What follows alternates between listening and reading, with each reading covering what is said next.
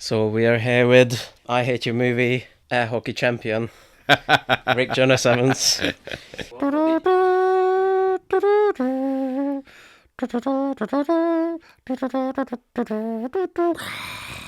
Entrance, yeah. What did you go through your head when you won over me? When I won over you. You Yeah. make it sound like I won you over, like it's a romantic comedy. When I was standing in the rain with my boombox, playing the Tron soundtrack to you. I put up a good fight and I scored the most own goals. So I got something out of it too.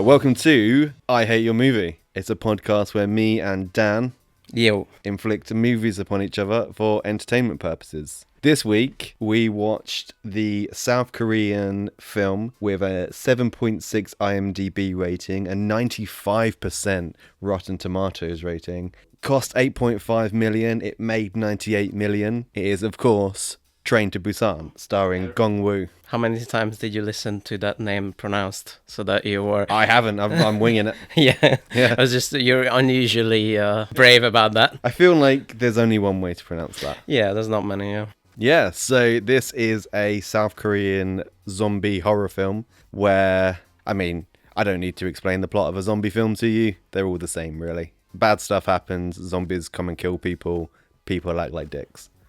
Yeah, I feel like the selling point to this one would be it's an enclosed location. Yeah, and I think what this one does a little bit more than most zombie films is it explores a bit more like characters and what people will do and what people are willing to do and not willing to do in these horrible situations. You could take the zombies out of this film and make it like a chemical leak, or you could make it a fire that's raging, and then you would have the same story and the same kind of attitudes that people would take for it. That's usual for zombie genre. It's less about, ooh, there's a monster. It's more about the human condition. Yeah. The zombies in this one are 28 Days Later style zombies. I would say World War Z zombies. Okay, World War Z zombies. I would put all of those in the same category. I would say there's a distinction where 28 Days Later, they were fast, but they were somewhat intelligent. And in World War Z and in Train to Burma, I'm going to keep getting that wrong.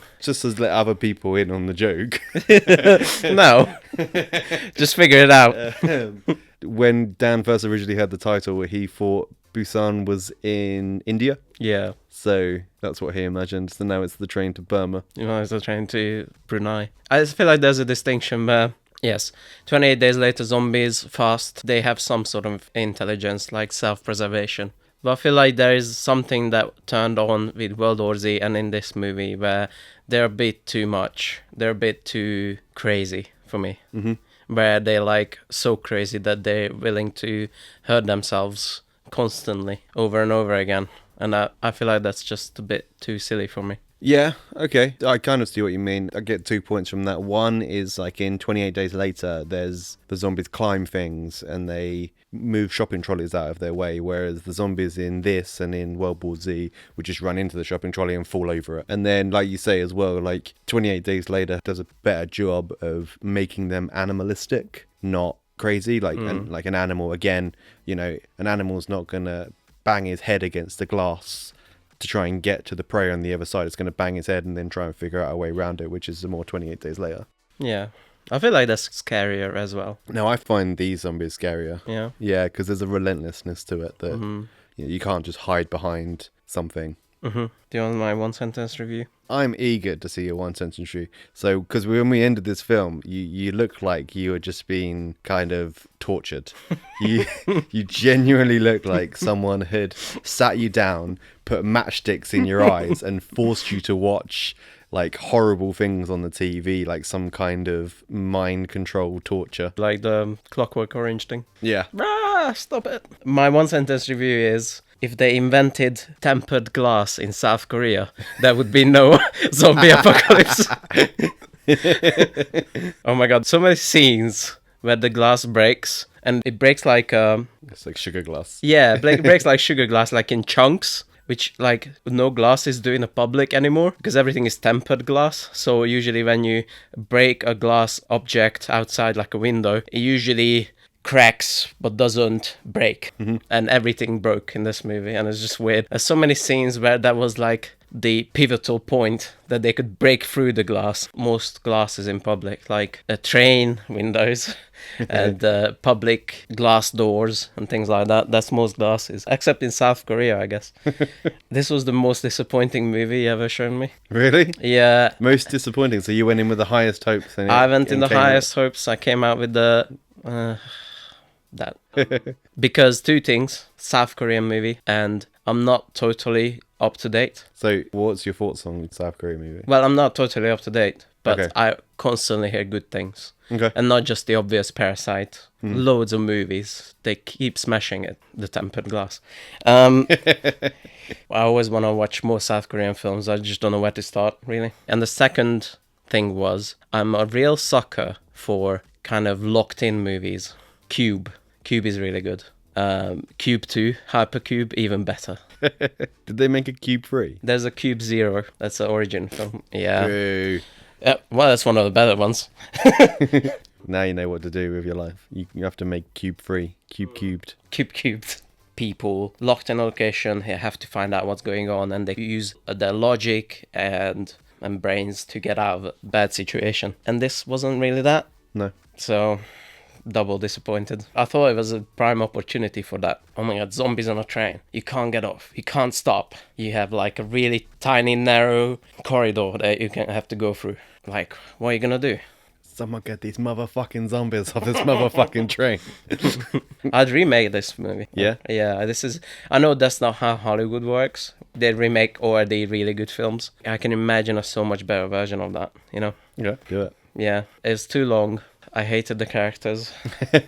Like all of them. Business dad who's doing business. And he's like, I don't understand human emotions, daughter. I'm businessman. I only understand graphs and pie charts. No, not at all. What are you They talking they about? literally have a scene where the dad stops the little girl who gave up her seat to granny, and he sets the girl aside and says, you know, you don't have to help people. Yeah. That's my story arc as a character. I don't. That's not a I don't understand feelings, Dad. That's a doesn't care about people. Yeah, I guess so. It was just so obvious and on the nose. Okay. No one acts like that. Even the most asshole-ish people, they don't set their daughters aside. You know, you don't have to care about people. And there's even a bigger stereotype in this movie. Big stereotype. Yeah, so there's business dad, and there's even business dad. Big business, Dad. Big business, yeah. By the way, if you're enjoying this episode, please hit the like button. Don't forget to subscribe. And we also have a Patreon. Where for £1 or $1 a month, you can listen to bonus episodes that we do, and also recommend us movies and join a great community of people. Patreon.com/IHateYourMovie. It's also in the description box. Check it out. Thank you very much. I liked when they were setting up the zombie apocalypse, like very subtly. Did you like the deer?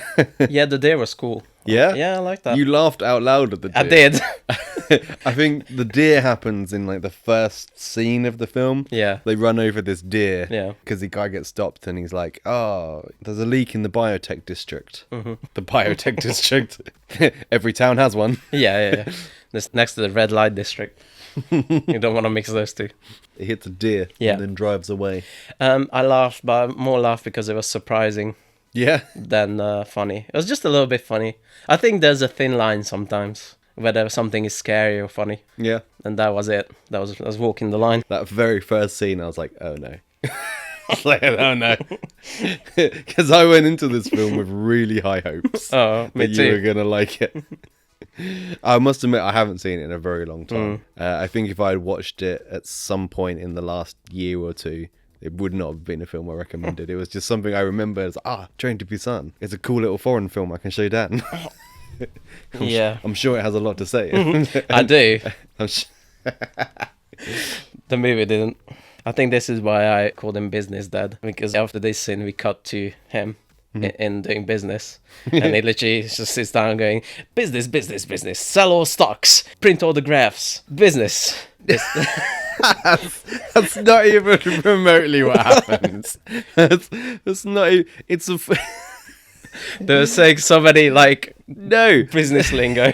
Yeah, so the film sets up the fact that something's already going on in Yeah. the world or in the country. The guy comes in and he's Yeah. like, oh, this is a bit unstable. But business dad has seen kind of like what's coming and he knows there's something wrong. So he's selling everything Yeah. because he knows the country's might just about to go to shit. So it kind of forebodes some kind of big disaster before it actually happens. I did like the fact that they mistook an early zombie outbreak to a protest. Yep. And I thought they're gonna do something with that, but they never did. I guess that was their extent of social commentary.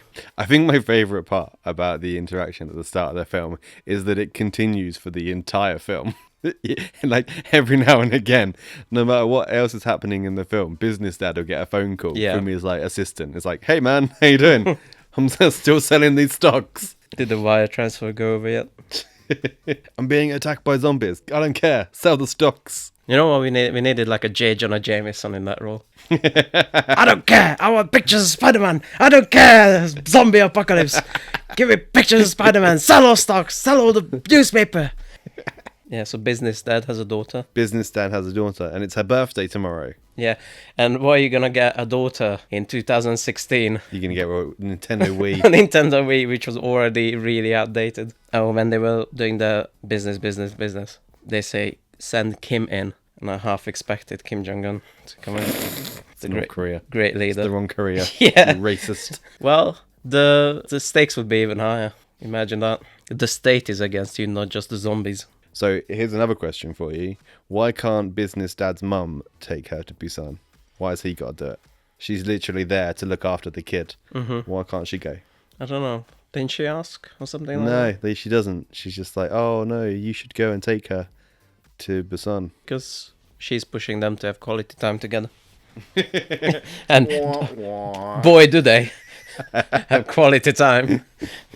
Right, say there is a zombie apocalypse or any kind of apocalypse, you know, maybe not like a war apocalypse. Virus breaks out and people just die, or there's a zombie apocalypse, or I don't know, bats come and kill everyone, any kind of thing. How many things do you think at any given time would be on fire? Because every apocalyptic scene, they look out over like a city skyline and there's like fire everywhere. Like there's like block of flats with fire coming out of it. There's cars on the road with fire coming out of it. I'm telling you now, things don't catch fire that easily. And if they do, it either goes out quickly or it just spreads and then goes out. It's definitely a shorthand for portraying the apocalypse. But I don't know, how many restaurants are there in the world? How many restaurants there are in a city center? Those things are constant fire hazard. They are, but they never actually catch fire. No, but when things get wrong, they could easily. Really? Especially and Easily? and How so easily? If you're in a kitchen, how many things can catch on fire? anything, because there's a gas stove. Yeah, but the gas stove doesn't spread on its own. No, you can but- leave a gas stove on for like 3 hours and you wouldn't catch fire to anything. Well, no, but Exactly. any kind of spark would blow that building up immediately. No, it wouldn't. You must have a gas range Yeah. in your kitchen. It wouldn't blow up. Like Well- you'd have to break the pipe, Yeah. and then, because I know this from Mythbusters, you have to get a really specific percentage of air to gas ratio. You can't just light a thing and the room would catch fire. It has to be a really specific ratio. So a flame has to be on at a really specific time for a kitchen to catch fire for gas. Yeah, well, how are you going to communicate post-apocalyptic I don't know. landscape? It just bugs me, you know. Yeah. It's like, same with 28 Days Later. Like the guy gets up and he's walking down the street and there's this shopping bag full of stuff that's on fire. How? How is that on fire? Who set fire to it? How did it come from? I guess you could communicate the same with like screaming and the voices. And Yeah. I wrote down that this is where you need slow zombies in this movie. It would be so much better with slower zombies, because you're in an enclosed space and it doesn't really matter that they can run at you. You're in an enclosed place and then you can't do anything anyway. So I feel like for the tension it would be much better to have slow zombies. I don't think so. No. No. It's easier to defend yourself against slow zombies because they're slow. Yeah, but the scary thing is the amount of them. And then they could still overpower you. It's just slower. And then that creates tension. I feel like this was a prime opportunity for slow I zombies. feel like you could have used either of them and it would have worked. But yeah, slow zombies for me, they just don't work at all. All you need to do is a small tripwire and they're done. But not even in this movie. No, where it's same like a thing. Because highly enclosed you've got place. time to do things. If zombies are shuffling down the train at you, you've got time to grab a luggage from the rack and put it in front of them so they trip over. You've got time to, grab a stick and poke the first one in the head, and then, the second one's quite slow, so you can poke him in the head, and, you've got time to think and plan, Yeah. whereas with fast zombies, you don't. But I feel like it would work better with the version that's in my head, where it's all smarty pants, and they have to come up with creative solutions to problems. Yeah, I will say that about the film. There isn't enough kind of variance in the problems they come up with, Yeah. They find out something about the zombies, then they immediately use it, and then they never use it again. Which is they are confused in the dark or they don't see. And it's like, it felt a bit cheap. The movie script encountered the problem of characters need to get from carriage A to C, and B is full of zombies. Oh, what are we gonna do? It goes through a tunnel, and then they get confused. And then the characters see it, they get confused, and they immediately think of a solution, It didn't feel like the writers really cultivated something smart there. Okay. You really write yourself in a corner, and then you really dig for some solution. Or you just have some kind of mention in it earlier in the film. Yeah, Maybe they're running through the train station. there's an underpass. Yeah, exactly that. Yeah, it felt a bit cheap to immediately go from problem to problem solving. Also, I felt like the portrayal of the zombies were really hit or miss. What? The first few were really silly to me. Okay. Compared to how I'll say this, the movie looks really slick, like very well shot and very well made. For 8.5 million, Yeah. this film is an absolute sensation. CGI was on and off, but Yeah. especially the shattering of the glass. But other than that, it looked really nice, a really nice looking film. And compare that to how silly the zombies acted, it's just a bit too silly for me, and it stood out. I mean, I kind of agree with you, but zombies are always going to look a little bit silly. A little bit. It depends on what your setting is. Yeah. It's so grounded in reality up until to that point. And then you get these kind of almost like Saturday morning cartoon zombies where they're like too much, They're like too much. Yeah, like the poses they make. Just imagine like your Scooby-Doo zombie. Yeah. That's exactly what kind of the movements they make in The first one reminded me, with the steward lady. it looked like a commercial. Yeah. Are you not feeling yourself today? Have a Snickers. Oh, I'm feeling much better. Thank you very much. I love Snickers. You're not yourself when you're hungry. That's it. That's the slogan. Slow zombies. Slow zombie team. Go hashtag slow zombie team. Let's talk about a little bit more about the making of the film, because that's the only thing that's impressed me. Okay. Did you read any trivia? Because No. I forgot. So did I. Oh shit. Because I was going to ask. Should we quickly look up some trivia? I want to know one thing for sure, which is, did they actually shoot on the train, a moving train? Because that's crazy to me. It looked to me that it was shot on a real train. I mean, there were definitely ways around it where any new scene starts with a person who's like a big cutout and you can see the windows and going by. It definitely cuts to like a close-up quickly. And then I think at that point they were showing lights at his face, like Okay. trees going by and stuff. Still, that's an achievement, I think. Like, anyone who knows how much of a pain in the ass to make a fucking movie, and then try down a fucking moving train with lots of characters, makeup, and things like that, I just can't even imagine how much of a pain in the ass it must have been. And imagine how much you spent on tickets. Just turning up to the train station. Yeah. Everyone in full makeup. Excuse me, do you do a group saver deal? Zombie 2's got a coupon. Can we get... What I liked about this film that I don't usually like about films, as you know, is the main guy is just a bit of an arsehole. Yeah. I think, like, from the very first scene where they have a choice of things, he sees a guy and a pregnant lady running towards the door, and he can save them, and he just locks the door on them Yeah, he does have a redemption arc for no reason. for no reason. Yeah. Okay, if I'm gonna be fair, the only reason I can think of is that he spends enough time with the nice people who do nice things for him and for other people. But I don't know, that's just a bit weak for me.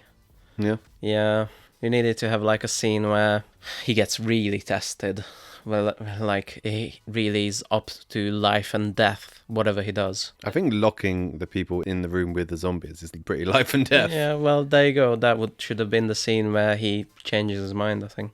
It's very early on. Mm.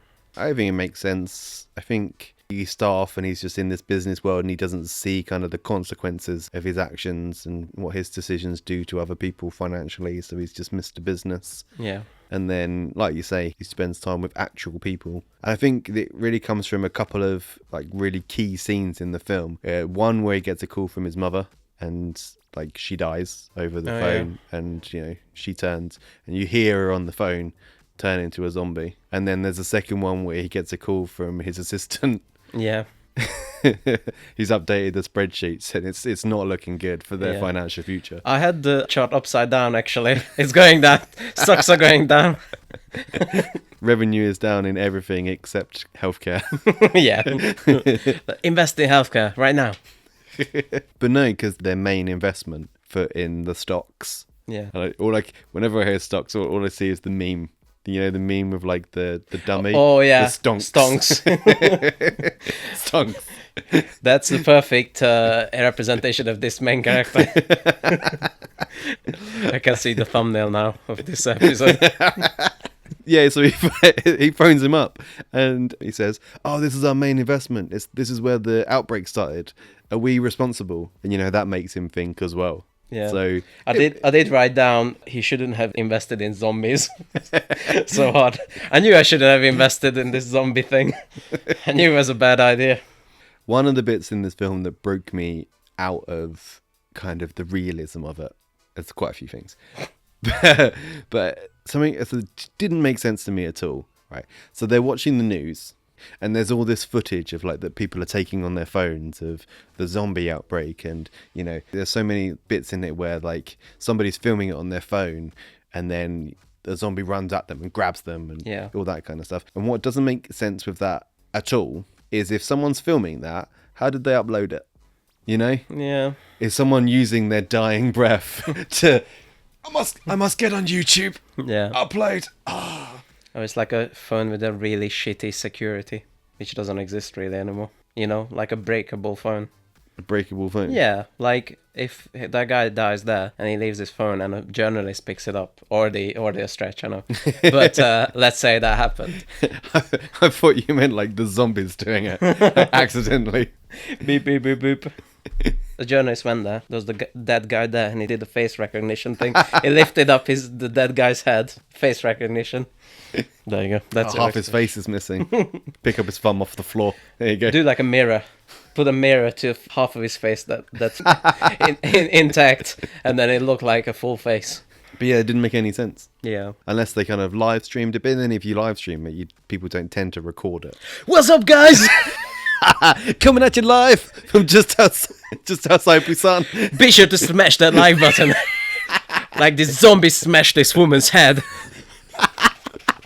Let's talk about a little bit about the characters. Okay. What did you think about grannies? And one was a granny, one was a 22-year-old woman in a grey wig.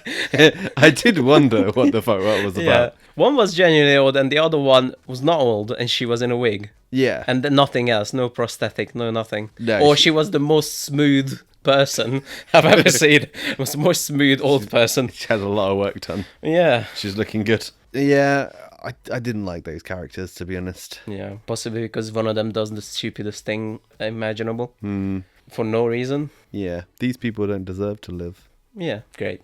Yeah. No one else deserves to live? Yeah. I think the biggest thing with the grannies in the film is they just shouldn't have survived for as long as they did. Yeah. There's no way they can move fast enough, react fast enough. They can defend themselves enough to live. The 22-year-old can probably. Yeah, probably. I get that they did that because at some point she must have like a stunt where she falls over or... Oh yeah, maybe. I didn't think of that. But you should put her in a makeup or something. Yeah, if you've just done 50 zombie makeups, you could at least put some wrinkles on that Yeah, you have baby's some face. latex left over. What about big business?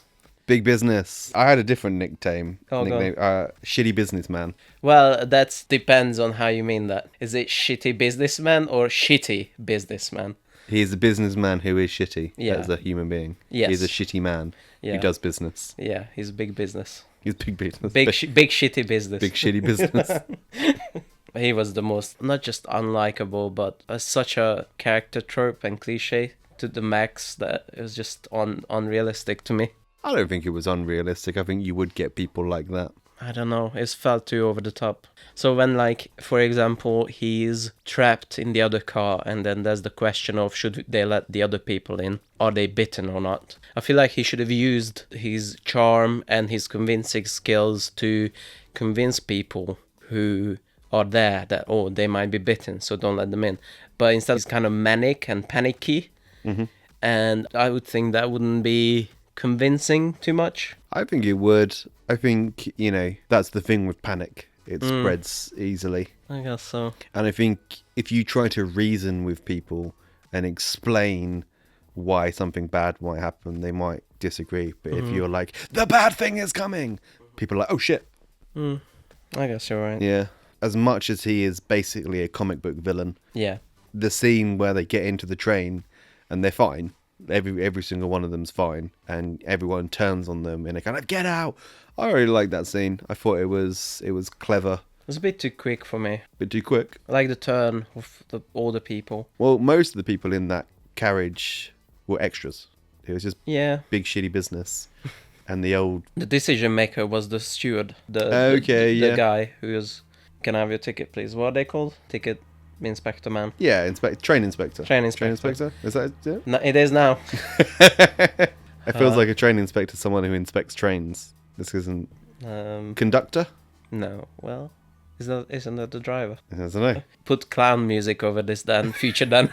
I was trying to come up with train lingo. Train ticket man. Train conductor. Is it? Train conductors issue tickets to rail passengers and make sure their journeys are safe and comfortable. Or what is a train ticket guy called? Ticket collector. Mm-hmm. What is the train man called? The engine driver. It's called Thomas. Thomas the tank engine. The engine driver, engine man, or locomotive driver. Train attendant. Or was the train porter? There's too many different names. Yeah. There's too many different names for what is basically... Can I have a ticket, please? Yeah. Can I see your ticket? So he was in charge and he made that decision. But it's interesting. That's another thing that's interesting. That where does the authority come from at that point? Because everyone, just because he works on the train, he can talk to the driver, I guess that makes him... That makes him in charge. Yeah. Where he is, he's kind of in this entry-level position and everyone's listening to him. And it's just an interesting dynamic that comes out of it, I think. Because big businessman, probably, to be big business, he's much higher standing in the social ladder. But he recognises that the lowly train guy is the boss. Do you think somewhere on this train there's a first class area that nobody else is allowed in? What if they completely unaware of everything that's Exactly. happening? That's exactly what I was thinking. They're just sitting there on their laptop in first class. Once in a while it costs them martini. Peanuts. And you just see that out the window there's the city on fire, people getting eaten. He's like, oh yes please, do you have any peanuts? There's pregnant lady. There is pregnant lady and her husband, the guy from the Eternals, that famous character everyone remembers from the Eternals. The one that everyone knows and loves. Yeah, I can't even remember if he survives Eternals. he doesn't. He's the muscle. Yeah, I wish he was the protagonist. Yeah, that would have been cool. He has a good motivation because pregnant wife, and he had charm and charisma. Yeah. One of my favourite scenes with him in it is when they're trying to get from car A to car C. Mm-hmm. And he plans out this kind of really I'm in the front And they finally do something. Yeah. In every zombie film that nobody does anything, they're just like in a t-shirt and they're like, oh, we're going to survive. But these people finally do something. They tape phone books to their arm or something. Yeah. And he's like, right, I'm going in the front. Businessman, you go in the middle. Young guy, you go at the back. And they get into the first car, and within about 30 seconds, everything fucking goes horribly wrong. Yeah. And everyone's in front of everyone and behind everyone. And Yeah. like it all falls apart immediately. Yeah. Speaking of preparing for zombies, why don't they try to find makeshift weapons? You know, like What makeshift weapons do you think you can find on a public train? you have to be really creative. But for example, you can use, if not the fire extinguisher, parts of the fire extinguisher. Okay. They do kind of use the fire extinguisher to Yeah. spray the windows to stop the zombies seeing them. Yeah, that was the only clever thing in the movie. And then you have those little hammers that can break the glass with. Tiny little plastic hammers. No, it's not plastic. At the end, it's like a tiny, like it's really sharp thing, Yeah. so you can bludgeon things with that. I don't know. think that would work in a zombie apocalypse. Just Small dots on their you get. on their heads. Also, I'll tell you now, Yeah. actually, going back to your point earlier, that means the glass doesn't have like the film over it, because if it has the little hammer Yeah, that you can hit and it shatters the glass, then it can't have that plastic film over it. that's true. So the glass is breakable. Most people on trains, they have luggage of clothes, electric toothbrushes. You grab that electric toothbrushes. There you go. Take that, zombie. Oh my god, that has to be a scene in a film somewhere Yeah. where he takes the electric toothbrush and he rams it through the eye of a zombie and like the brain. Yeah, some like B movie.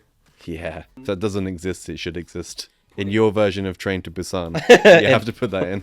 It is in. Yeah. Let's talk about the sports team. Oh, okay. The very important sports team, the baseball team. Are they baseball team? I'm 100% sure. I've heard that baseball is big in Japan, Yeah. so maybe by proxy because it's close by. Popular in South Korea, I guess. Okay. I really enjoyed the fact that they died. Not only because they died, I loved how they died. It's big business. Big Business like is being chased by zombies and he runs onto the train and then runs out the other side. Yeah. And like, I think he closes the door on them and then just leaves them to die. Although I will say that bit I really liked. I didn't like the next bit because do you remember how the boy dies? Yeah, he's just holding her Yeah. and he just waits to die, I guess. Yeah, this person who he didn't give a fuck about Yeah. 2 hours ago. Now he's holding her in his arms like, oh my god, you dying. Oh, I can't believe you're dead. Yeah. I can't believe you're turning into a zombie. I can't believe you're eating me. Oh, now I'm a zombie. You see why this movie is disappointing now? It's like, if you actually flesh out these characters, it might be something. But I just felt nothing all throughout that. I mean, the girl didn't really do much for most of it, but he existed. His role was to question what becomes of the zombies. He walked into the carriage of all of his sports mates, Yeah. and he's the one that didn't fight in that scene until he had to, because he recognized his friends. So that's the question of it. Could you beat someone you knew to death Yes. If If- they're coming running at me. Yes. as a zombie? I think you would hesitate. I think there is a small part of you that would wonder, what if the government takes control and they find a cure for this? You would stop for a second. Random Joe down the street who's running at you, you wouldn't think twice about it. If a family member was running at you, depending on the family member. Yeah. My mother-in-law. Oh no, I have to kill her. But I'm not a zombie. This is where I was starting to get really annoyed as well. Yeah. Because towards the end here, there's a moment where they have like a small win. It's after Big Business gets trapped and then they're in another cart with the zombies and our main characters sort of got away with it in a clear cart. And then Business Dad has to talk to the daughter again. An emotional speech about her mother and him, and now he's this and he loves her. It's like, can you just plan things and leave the emotional speeches for later? It's like, there's priorities, man. Obviously, you know, you have to have a safe environment on set and you have to kind of create this like atmosphere where people can produce the best in a good situation. But I tell you now, from the start of this film where that kid actor was a dead-eyed useless thing Yeah. to the end of this film where she is like properly bawling her eyes out. Yeah. Like, I don't know what they did to her. Yeah, there's nothing in between. She was either wooden, extremely wooden, to the point I thought maybe that was the point, maybe that she's kind of detached, but that's weird in a kid. Yeah. Yeah, I felt the same because it was so numb Yeah, that it was kind of like... on purpose. yeah, almost, yeah. And then at the end of it, she's acting incredibly. Yeah. Is someone just out of shot stubbing out cigarettes on her leg or something? You know, fucking it. Because she is properly like crying. I think the end of this film is where the scales completely tilt. Up until this point, I think it's well acted. I think it's a tense story, and I think it's done well. And then it's completely flips to being, you know, all action, not very well acted, and it's a bit of a ropey thing. Like, big business kills the train driver. Yeah. That confused me. Like, surely he understands that he needs the fucking train driver. Yeah, to drive the train Yeah. that they're escaping on. My favourite bit, by the way, is Little Businessman, the dad. Here's a quick 5-minute course in how to drive a train, pregnant lady. Oh, good, you've driven this before. No, I haven't. But it's easy, right? Anyone can do it. It takes like a minute to overlook all the controls and the Yeah, systems. I got it. Even shows like 15 to 20 levers and buttons, Yeah. and he's like, yeah, I know how to do this. Just that one's forwards, that one's stop. They Easy. should have done like a montage where he spots train driving for dummies on the corner, and then they do like a montage where he's like him superimposed reading. He's teaching the pregnant lady. He's got a blackboard, and he's Yeah. just furiously writing, and it goes back to the blackboard. Lever equals go. Lever equals stop. More lever equals speed. You see him drawing on the blackboard, but it's like very close up. Like you don't actually see what he's drawing, and it zooms out, and it's just a little cartoon train on the on the rails, and he just drew like an arrow, a train go that way. Cool. Yeah, so he dies. Spoiler alert. Yeah, He, air quotes, emotionally falls Yeah. off the back of the train. he cries like a teenage girl who didn't get her sweet 16 party wishes. It's like an NPC in a video game, you know. My son's been kidnapped by vampires. Press X to Yeah. skip. Yeah, so good news. The little girl survives and the pregnant lady survives. Or do they? Yes, they do. Well, there's a little moment where we're not sure.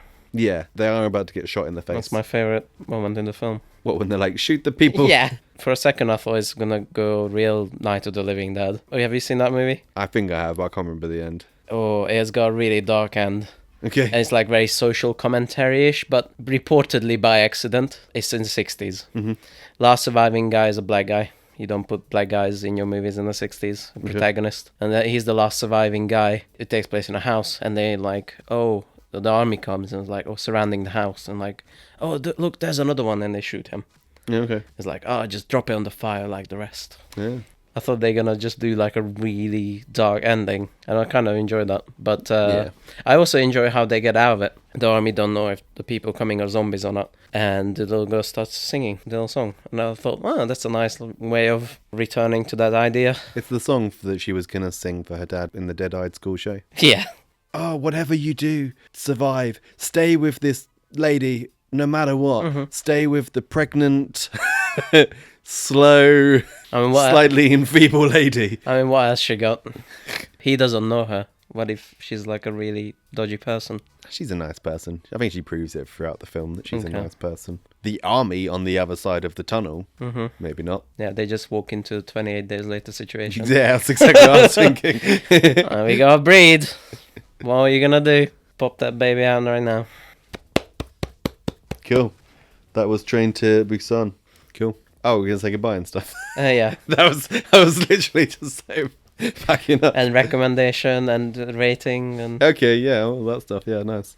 I feel like, because, like I said, when we finished watching that film, you did look like you had just been put through hell. But I feel like, talking about this film, you've not hated it as much as I thought you hated it. it's a very distinct line. I didn't hate it, but it was very disappointing. Okay. And it was very generic and boring. And if I was prepared for that, maybe I would have liked it more. Mm-hmm. I kind of got my hopes up. So I would rate it a 3. Not a 4? No, maybe I didn't get it across very well, but all the characters were so one-dimensional, so paper thin. I didn't care about any of them.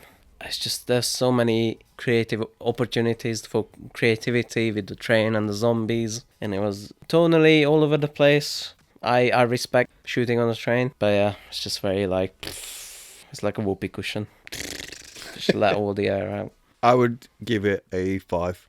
Okay. If you'd have asked me before I watched it again, I'd probably say 6 or 7. Mm-hmm. But yeah, probably about a 5 is about right.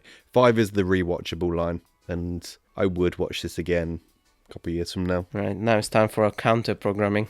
Okay. Remember at the end, what did I say? You said you were going to get revenge for me making you watch this film. Yeah, maybe revenge is not the right... Well, maybe it will be for you because you never like what I suggest, but I think it's a great movie. I feel like it's the better version of this. Okay. It's a movie called The Mist. It is a Stephen King adaptation Okay. of There's a Spooky Mist and There's Things in the Mist. And it mostly takes place in a supermarket where people have gathered and the mist didn't come in. Is it like The Happening? The Happening is like the air is against you. No, it's not like that. There's spookies in the mist. Okay. I feel like it is the better version of people stuck in a situation. We're not going to watch The Cube. I'll put it on my list. Okay. As well as Cube 2 Hypercube, the even better sequel. One of the funniest movies I've ever seen unintentionally. Let's throw out all the things that were clever about the first one, and let's just introduce weird physics that people don't even understand and us writers don't understand, like time dilation and shit like that. Now it's a 4-dimensional cube. Boah. That's Hypercube. Now anyway, The Mist, directed by the guy who did Shawshank Redemption, Green Mile, and the first few episodes of The Walking Dead, Frank Darabont. Wow. He's an incredible director. Quite a CV. Yeah. Apart from The Shawshank Redemption, of course. Oh, I can't wait for you to see it and Cool. shit on it constantly. Thank you for listening. Thank you for listening. Are you not feeling yourself? Have a Snickers.